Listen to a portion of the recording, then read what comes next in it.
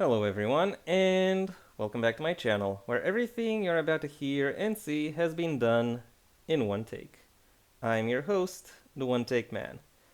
5 years ago, more or less, I first made and published my first video to make it to the triple digit viewer count. That being a top 10 of the episodes of Daria that I would consider to be the best. I have been thinking about doing follow-ups or maybe other videos on Daria, but I didn't really have a good idea on what to make it about until I came up with the idea to potentially to potentially do a sequel season at some point in the, at some point in the future of this particular world. And to that end, I came up with a concept for a mini series that would take place 30 years after the ending of the show. And initially, I have to say at this point that I initially had an idea to do something like this for Buffy the Vampire Slayer as well, but then someone, decided to actually, to actually do that, to actually produce an years later sequel for that particular series. So I thought, why would I not pitch my idea for what a, for what an years later sequel would look like in the case of in the case of Daria. And when it comes to the occasion, as in why would this cast come together at this particular moment? Well, my idea for that would be that would be that it would see the characters celebrate um, their 30th graduation anniversary. I could also consider them potentially celebrating their 25th, but you, but you kind of have to be, a little bit extra to really to really celebrate your graduation every 5 years. And the Daria cast, while you can, while there are a fair amount of things you can say about them, they don't really strike me as that particular kind of extra. So instead of doing a, so instead of doing it, 25 years later, I instead want to do a, I instead want to do a 30-year grad. Instead want to see them do this as a, as a 30-year um, anniversary of their graduation high school, that of their high school graduation. That would be when the series itself would take place. However, it would not explain why why the titular character would come up, because while I would still imagine the rest of the cast, or at least the rest of the uh, high school generation cast would be interested in taking part in that. I don't necessarily think Daria herself would want to come back to Lawndale in order to in order to uh, in order to celebrate her graduation anniversary. So there needs to be something else that would bring her particularly within the fold. And the answer I came up with in order to figure out what would what that would be was quite simple and also quite disturbing. Jake's funeral.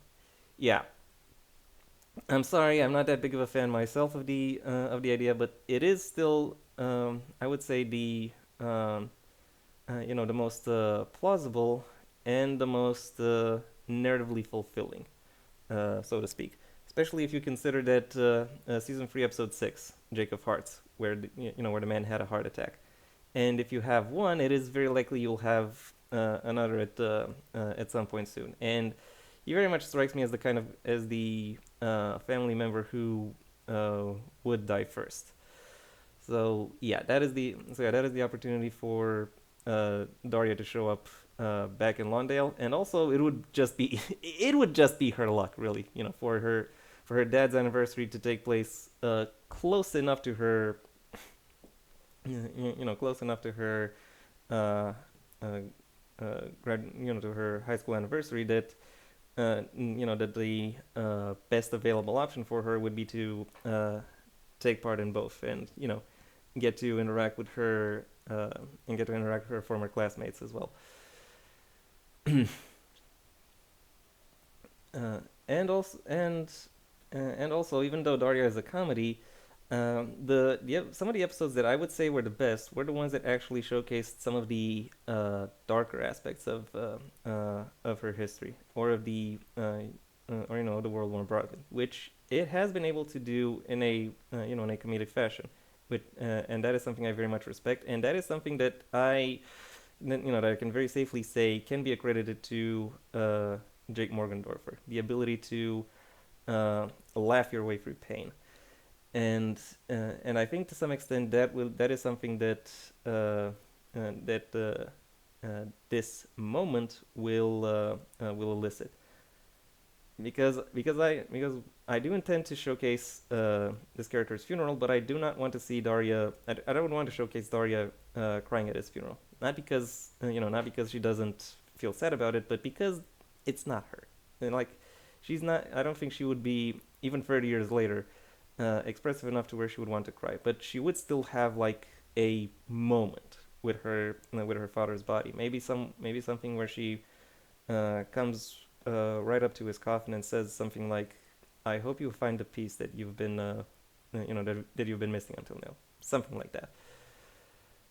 That being said, Jake would not be the only character who I see who I see having passed away in the in that 30-year interval. Mr. DiMartino would also be will have also been deceased. He was very much the oldest character in the show, if I recall correctly. So it is, so it's not that unlikely to, so it's not that unlikely for him to actually do that, or for him to actually be dead. Also, if you consider his, if you consider his, the exact kind of humor that he brings, and that, namely that of being a, a PTSD-ridden, put-upon teacher. These archetypes no longer elicit the same amount of, no longer elicit the same amount of humor as they would have elicited at the time Daria first aired. So for that reason, I think it's safe to say that his role within the show is concluded. Um, that being said, I do intend for for two other teachers from Daria to still make an appearance. Now I imagine them potentially being retired, and these are, first of all, Anthony's friend, Vincent, aka Mr. O'Neill. I I hope I hope his name actually is Vincent, because I'm kind of blanking out on this. Because yeah, I very much still see him as being that as being that kind-hearted, supportive figure that he has been that he has been throughout the show, even in its future. And I wouldn't rule out him potentially still. I wouldn't rule out him potentially still being a teacher. Him still bringing his empathy into this. Bringing his empathy into the class, because some could argue that that would in fact be the most important thing that he would have to that he would have to demonstrate within his capacity. And I see him being married to Miss Birch. And note that even though they're married, she would very much still keep her name, because let's be honest, that is something that she would that is something that she would do.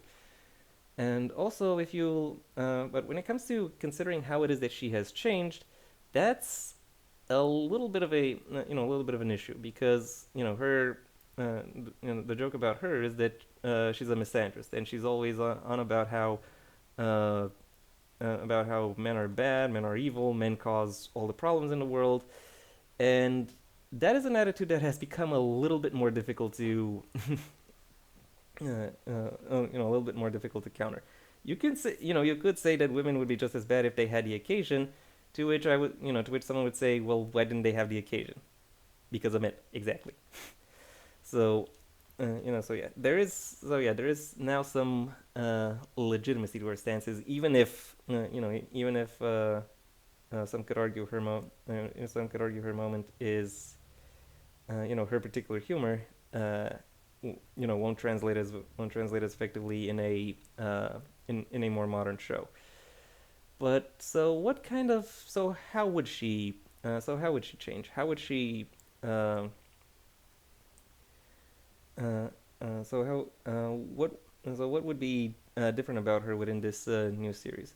Well, I had to look a little bit about a little bit at her at how she is presented, and more precisely at how her presentation in some ways mirrors the broader society.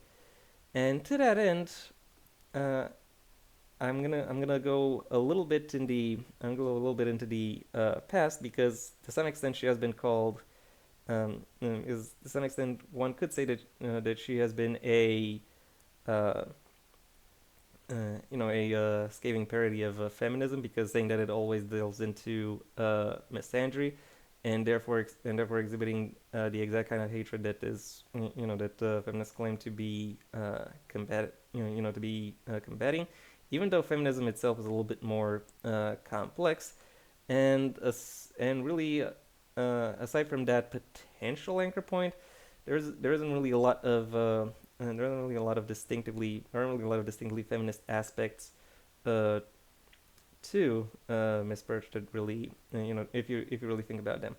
That being said, there are certain avenues of misandrous feminism that one could say she has been influenced by, uh, aside from her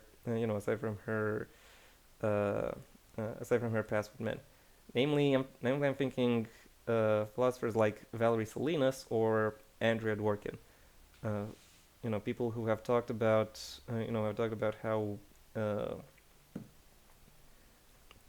how women are maligned in society, and how to some extent that malignment comes from an aspect that is very directly, very intrinsically male.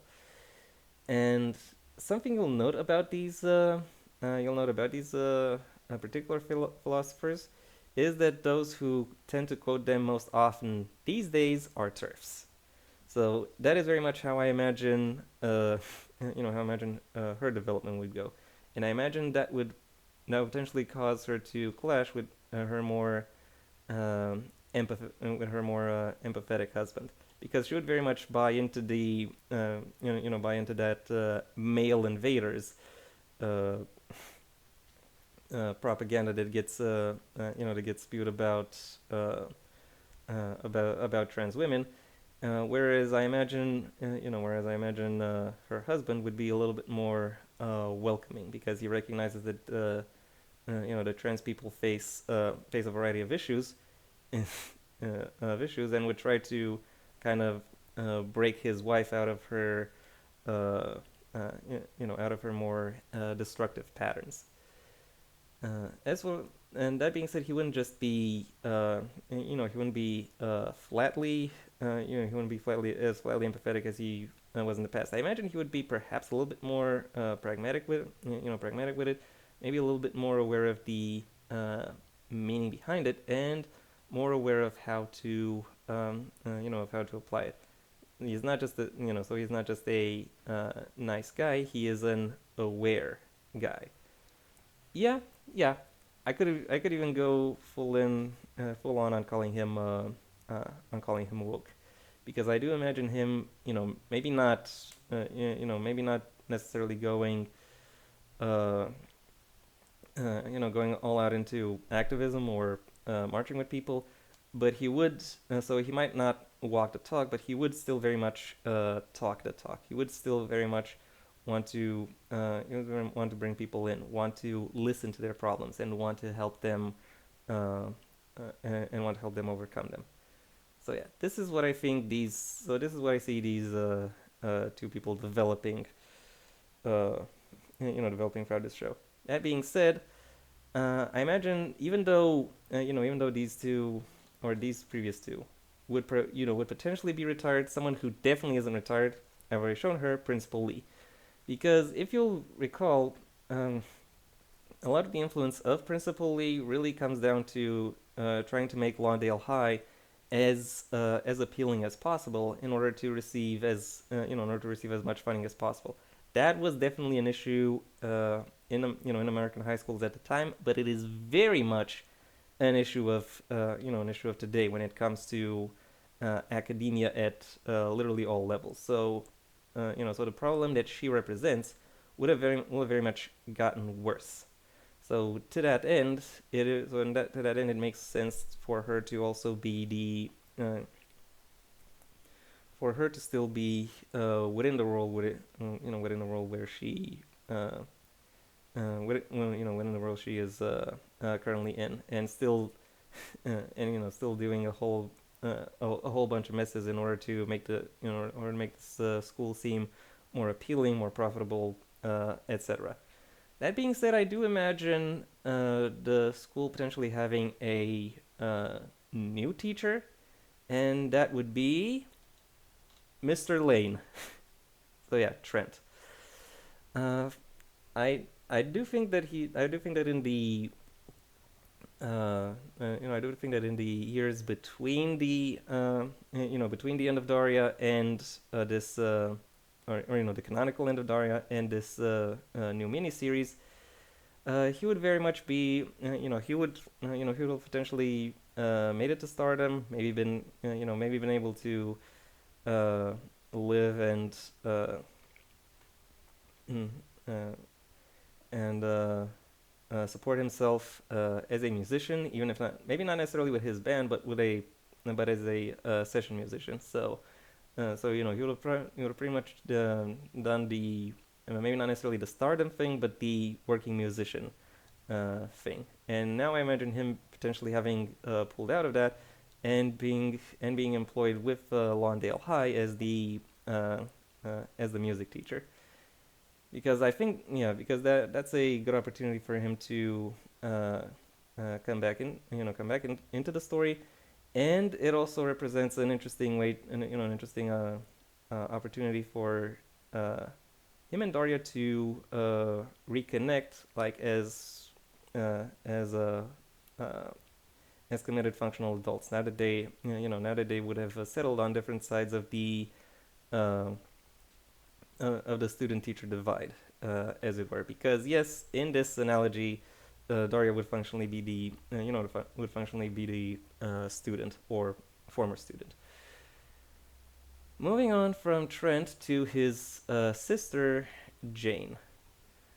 When it comes to Jane, I kind of struggle what to thinking what to do with her, because because the most plausible idea is something that I also find to be uh,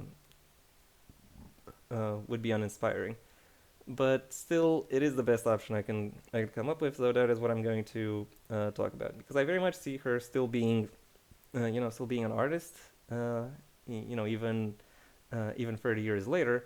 However, I would see her I would see her potentially being a little bit more corporately involved than she would actually expect. So most of her money or most of the means through which she supports herself would come from stuff like product design or various designs for marketing, like like slogans or billboards or stuff like that. But in the meantime, or for herself, she also does. She would still do her various artisanal projects. Maybe even, she might occasionally even have her own stuff presented at exhibitions, like stuff like up and coming or established artists. And in that sense, she might not fully be able to she might not fully able to become like like the Warhol of her generation, as I think as I think she would have wanted, but she would still have the means through which to support herself, given her work. From Jane, moving on to the star of the show and her spiritual sister, Daria. A lot of people are talking about how have been talking about shipping these two, and honestly, I don't really see that. I think I think Daria is completely ace and potentially being heteroromantic, whereas Jane, Jane, despite her artistic inclinations, is I still see as I still see as very much straight. So as for her romance, I still I still think she would be heterosexual, heteromantic. Jane. Daria, however, ace heteroromantic. So what they have going on isn't just isn't romance. It's it's a friendship. And I imagine they would still be quite close even 30 years later. And uh, and I think and what would Daria do after the after high school?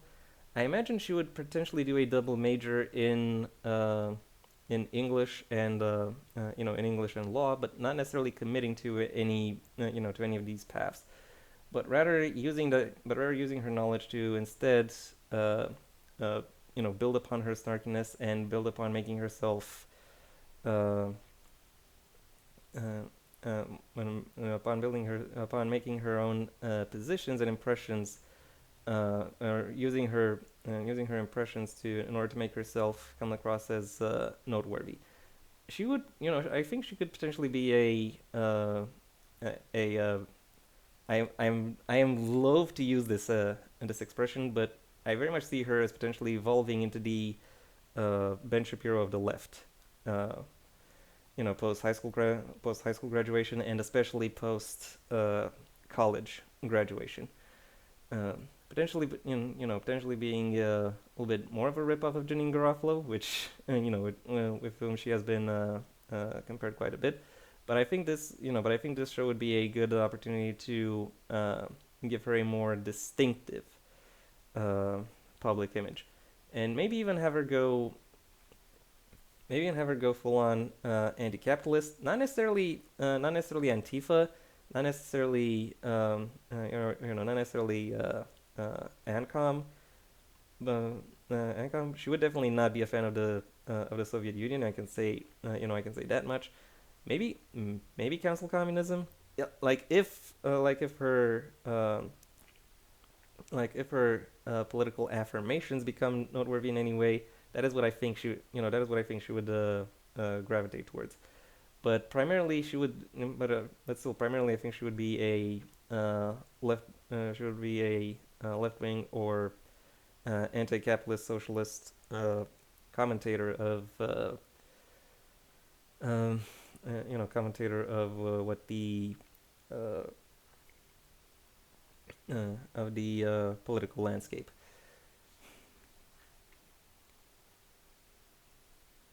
And I already mentioned my ideas towards what would towards her potential interactions with her father. Now let's look at the rest of her family, starting with the fresh widow, Mrs. Morgendorfer, who who I very much think would be would would either retire as she becomes a widow or would retire shortly beforehand in order to in order to become her husband's full-time caregiver. She, in which case, and in both cases, and in fact, in every possible case, losing her husband would represent a significant break within her, represent a significant break within her life, and therefore this show would catch her at a very disturbed point of her life, because so far she has been very much a well put together professional who who has been uh, pushed and pulled from a variety of different directions, but still capable of uh, generally handling herself. This is whereas in this miniseries that facade would be uh, pulled down, and she would have to rely potentially a little bit more on her children. I think that even though she would try less, Daria might be more effective at getting through to her. Not because she is directly more gloomy, but because she has a more uh, realistic outlook to her life. To some extent, something that does come from her being more cynical than her sister, but I can't really say that she is not realistic when it comes to how she uh, when it comes to her positions. So I think she would. So yeah, I think she would do her best to get her. So I think to that end, Helen would potentially be most helped by Daria when it comes to overcoming this uh, moment of trauma. Moving on to the younger sister, Quinn. While I said that Daria would be ace, but potentially heteroromantic, I don't necessarily see her being in an being part of a committed relationship, though that could still be a thing. With Quinn, however, I think I think the I very much think the opposite because she is very because she is a very sociable, very outgoing person. And to that end, I think she would, and to that end, I think she would marry potentially quite young, and also have a lot of kids, somewhere maybe four, maybe four, maybe five. And I imagine her husband would be either would be either involved uh, with the U.S. Armed Forces, and is at the time of this miniseries somewhere, quite high-ranking, either a colonel or a general, or he would be some kind of, or he would be a university professor. Yeah, I very much. If you'll remember in Is It Fall Yet, the fact that she had a little crush on her tutor, I very much imagine that her interest in intellectual men or otherwise in men who apply themselves uh, would continue, and therefore she would find herself a fitting match, as it were, someone who would someone who would allow her that particular level of development, and I think that is the direction she would develop, losing some of the arrogance or vainglory that characterized her in high school, and moving more towards becoming a community leader and a genuinely sociable person. She could potentially still be a stay-at-home parent because she has a brood to take care of. But I think she wouldn't just be a stay-at-home parent. I imagine her potentially still leading a whole bunch of a whole bunch of clubs uh, or of communal gatherings, potentially even sporting associations for kids, because after all, she has been vice president of a fashion club. Just saying. I still see her. I still see her as being, involved in her community, but now, 30 years later, having the means to more effectively engage with her community. As for her children, I imagine they would be, I imagine they would be very fond of their grandmother, because I very much see Helen as a doting grandparent, because even though she's heavily involved with work, she is still, she is. Helen is very much like like my mom in that sense, because while she is involved with work, uh, she is still directly and distinctly dedicated to making sure that and making sure that she is still presentable, and that she makes strong social impressions as well. So to that end, I imagine her being her, and by her I mean Helen here, though potentially my mom as well, being a doting grandparent towards Quinn's brood. So I imagine her eldest child would start to would start to be much more similar to Daria, and would prefer to hang out with her over the course of this miniseries. So yeah, that is what I think that is what I think would change with regards to her. Next up, now that we've covered the Morgendorfer family, it's time to look into the actual, into the actual graduating class that would be celebrated over the course of this miniseries, starting with Brittany. Yeah, of all people, Brittany is the one I'm starting with, because I have to admit I wasn't really much of a fan of her character because because the show very much treats her as a treated her as a ditzy blonde. And while it has been able to mine plenty of humor out of it, there wasn't really a lot of additional depth that her character was really able to exhibit or present over the course of this show.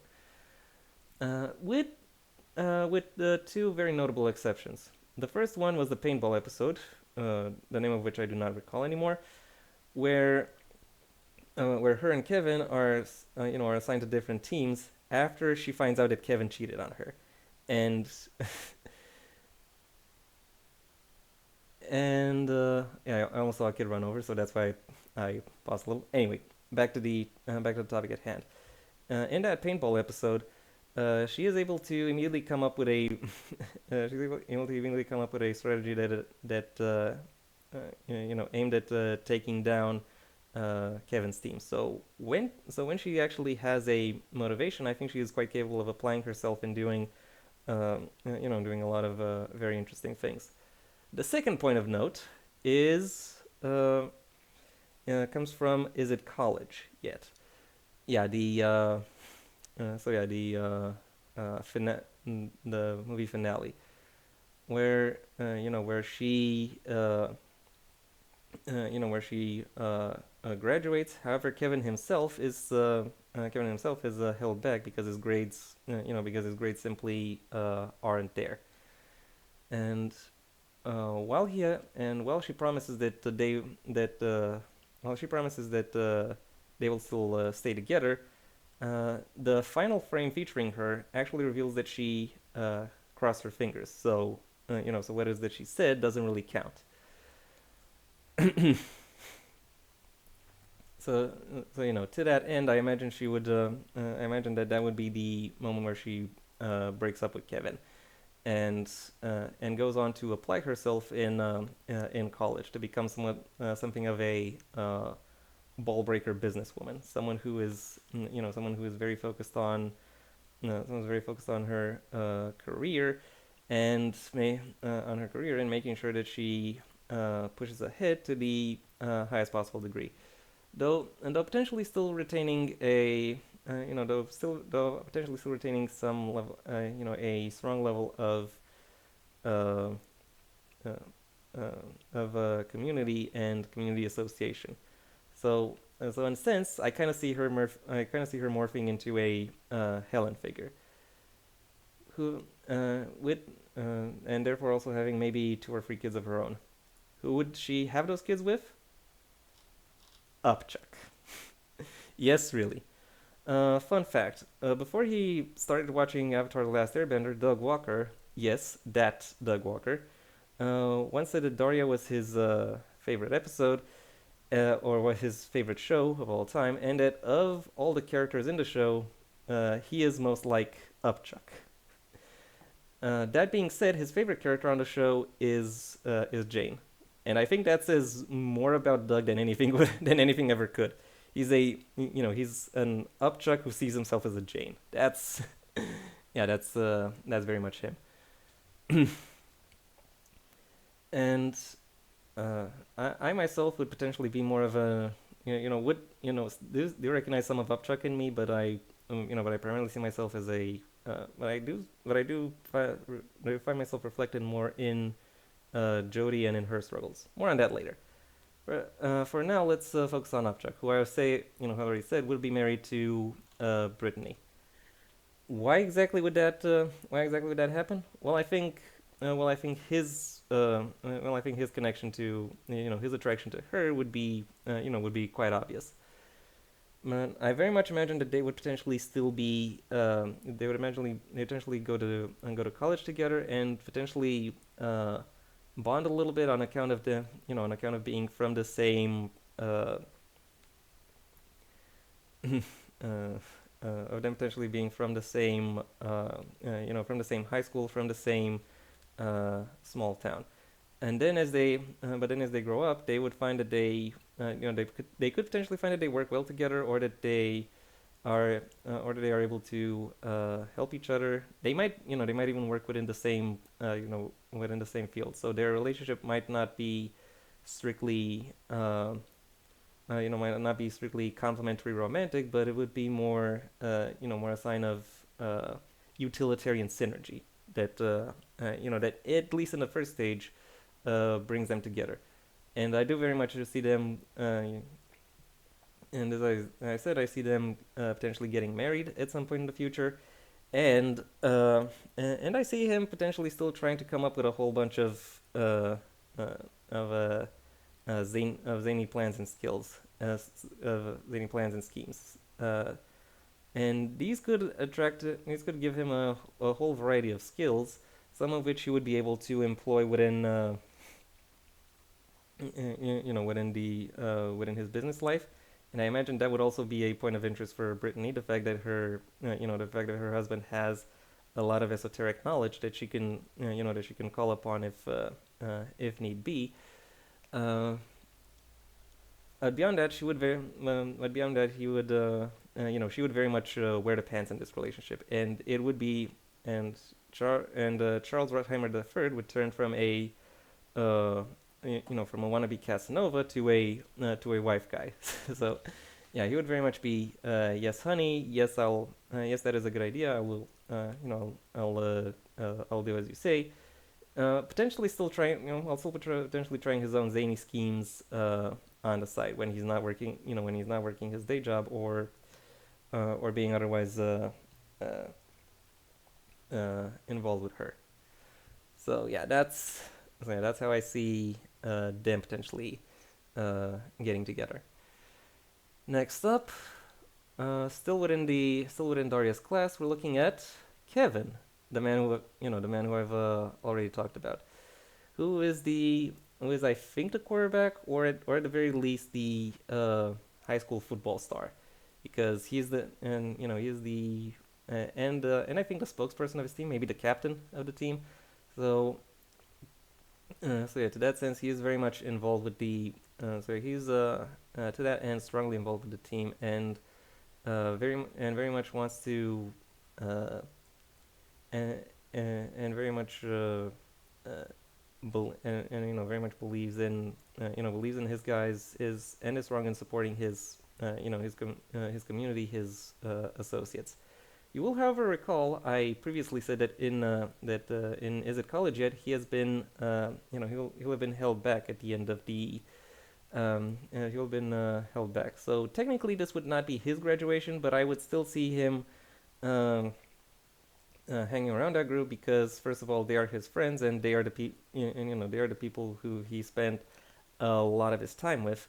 So they would still so to that end he would still treasure them, and they would still treasure him. So even though he is it is not his graduation anniversary, he would still be around.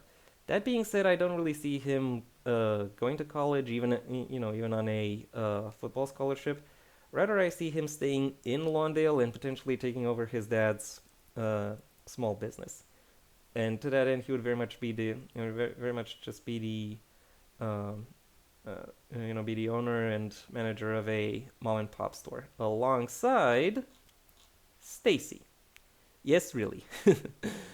I'm coming up with a lot of these yes really scenarios where where I look at where I look at characters and put them together in weird combinations. That being said, this is not something I'm doing just for the sake of being weird. I genuinely think these two characters would come together. And I say that because I think Stacy, when you look at the fashion club, she is very much Stacy is the most traditionally personable, so to speak, the most the most typically feminine or girlish, interested in hanging around with her friends, but otherwise but still being quite passive within their vicinity, because she enjoys the company. That being said, there are episodes where she has been able to step up, so to speak, and either take charge or either take charge of the group or call people out on their BS. And in many ways, she is she has been the mediator of the mediator of Fashion Club. I imagine her still keeping that. I imagine still keeping that empathy as she as she moves ahead in life. Though she would still stay in Lawndale, maybe doing a whole bunch of other of jobs, and potentially meeting up and reconnecting with Kevin uh, uh, a few years down the line once they realize that they are either the only or among the few who are still who would still be in Lawndale. And from that point forward,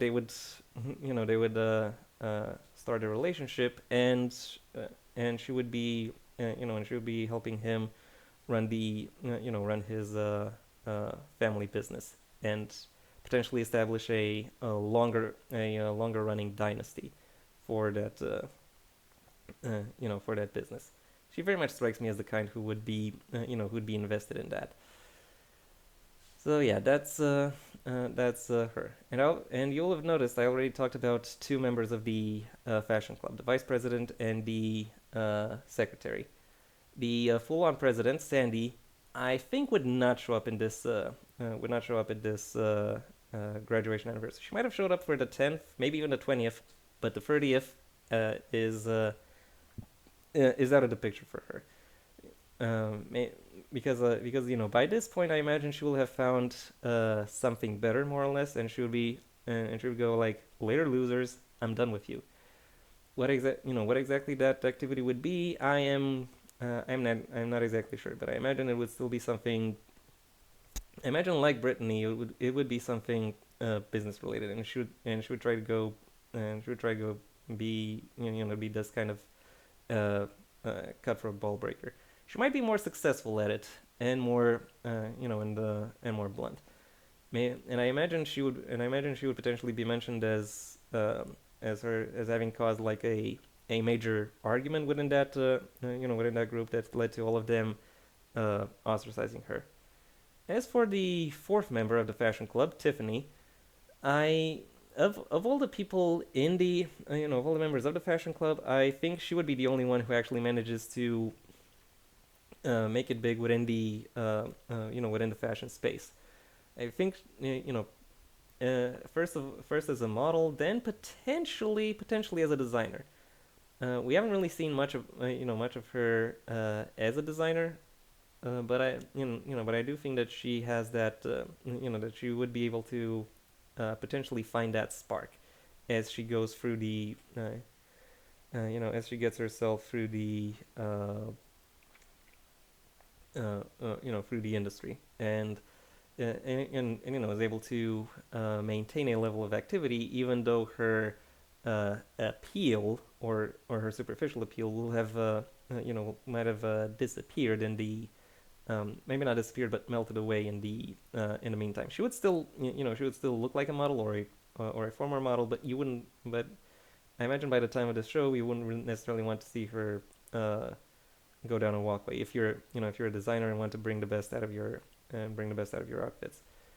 That being said, I do not think she would join her. She would start her own design house. She would potentially, because she doesn't strike me as someone who would have that kind of drive or that kind of initiative. But she would very gladly work for someone else in order to deliver that. It's either that or, it's either that or potentially manager. But I don't really see her as manager. I do, however, see her as a former model turned, turned designer if she comes up, if she comes up at all. Next up, Jody, and if I'm not mistaken, this is the yeah. And this is yeah. So I have her and one more character that I'm going to talk about over the course of this video. I already mentioned that I find that I see myself mirrored somewhat in Jody's story. And in fact, if you'll recall, there was talk of an years later series following the characters of Daria, that would instead be focused on Jodie. That miniseries instead became a movie that has been shipped around from place to place, but ultimately never fully published. Still, I am still, as far as I'm concerned, that movie is non-canonical. I'm going to be talking about it, so it doesn't really count for the purposes of this show. So what do I see instead in so what do I how do I instead see Jodie's future? Well, I already said I kind of see myself in her, and and primarily I see myself in her, not because I'm a black woman, obviously, but I see myself in some could say the burnout that she experienced as a as a former gifted or role model child, because she often talks about how she is the queen of the Negroes, her words, not mine, and and about how she is the how she was the valedictorian of her generation, how she's constantly voted the homecoming queen, how she and how she gets a lot of appraisals, but however all of that acknowledgement, rather than crowning her achievements, pushes her away from herself, very much estranging her. And that is something that I myself have have struggled with. Like, are my achievements actually my own? Uh, yeah, some could call that imposter syndrome, and or or something like that. Um, but still, it is something that I personally found myself found myself confronted with, and I usually dealt with it via humor. Hence the hence the upchuckiness uh, of my high school self. Um, but however, with her, I see her taking a slightly different approach. I see her becoming a little bit more. I see her becoming more. More not necessarily straight laced. I think she would still keep her her straight-laced personal presentation, and that facet of being a pillar of the community.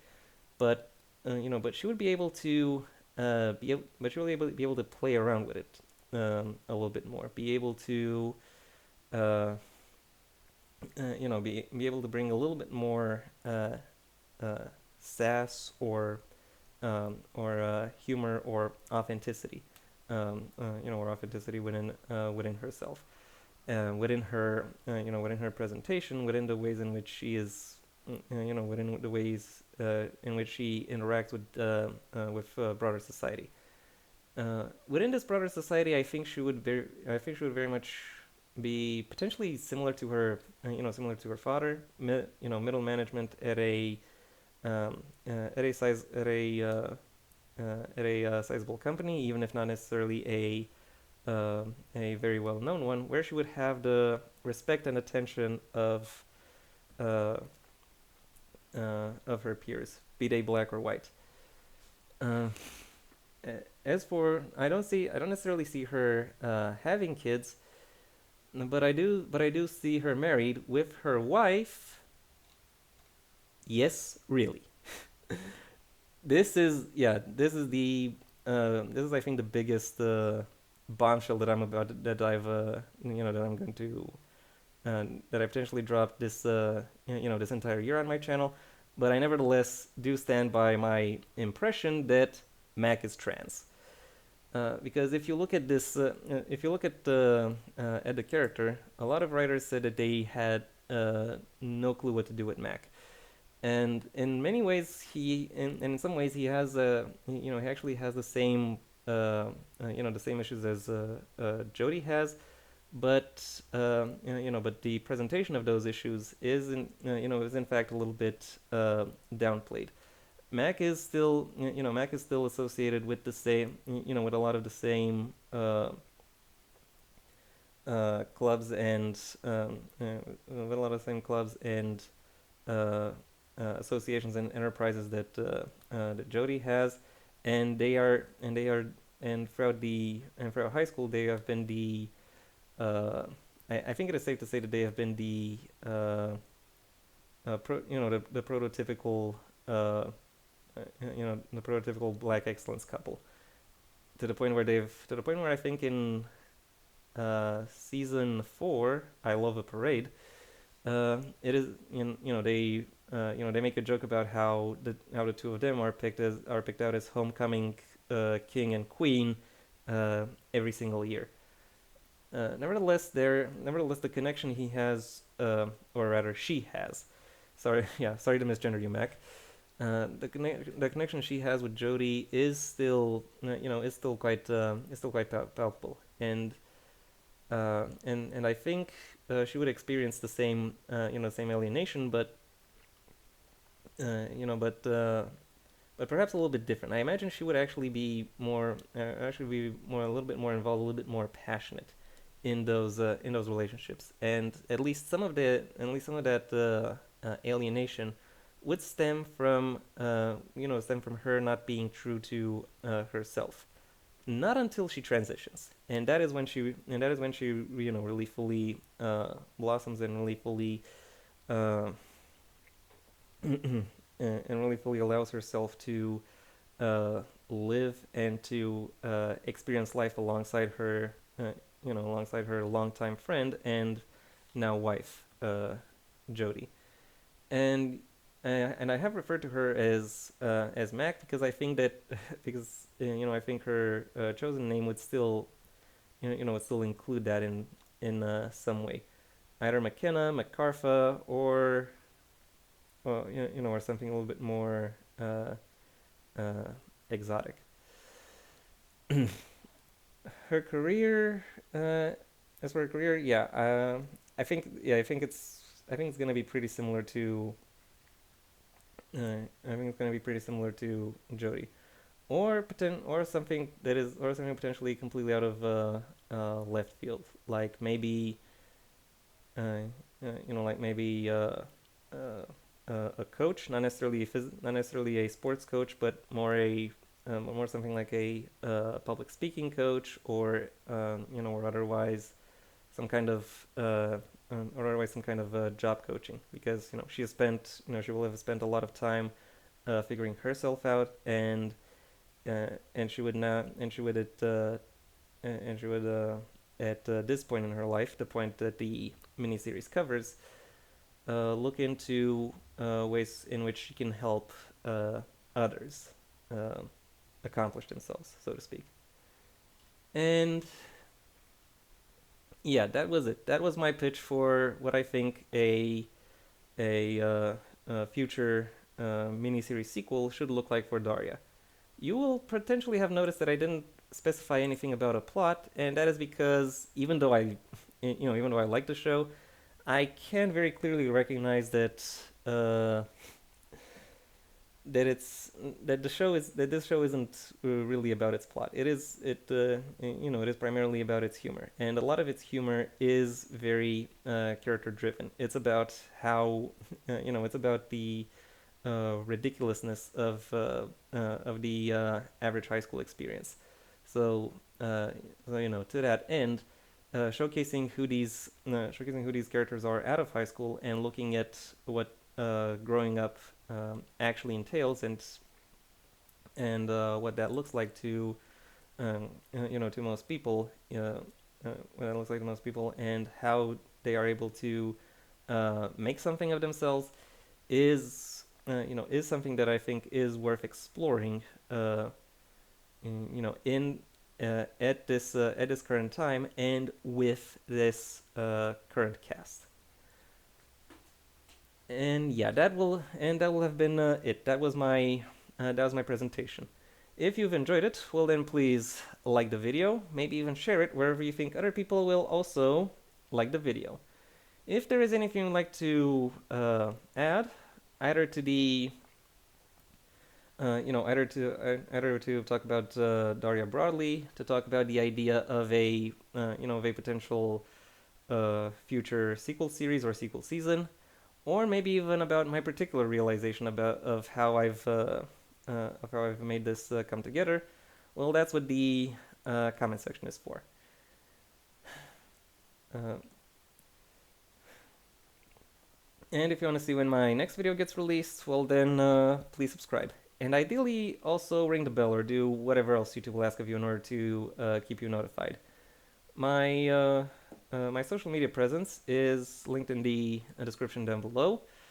And you'll also find my main channel, where I primarily talk about the print medium and selected works therein, if that is something that would interest you. If, however, you are more interested on in seeing me talk about stuff outside of the print medium, such as making pitches for TV shows like here, or movies, or maybe potentially doing retrospectives or reviews of shows and movies, well then I suggest you stay on this channel and go for my extensive backlog, where you can find all of that and plenty more. Again, if you're interested in that. If none of the options I've been able to present to you so far are of interest to you, well then I suggest you go ahead and do whatever you want with the rest of your day, because it is your day after all.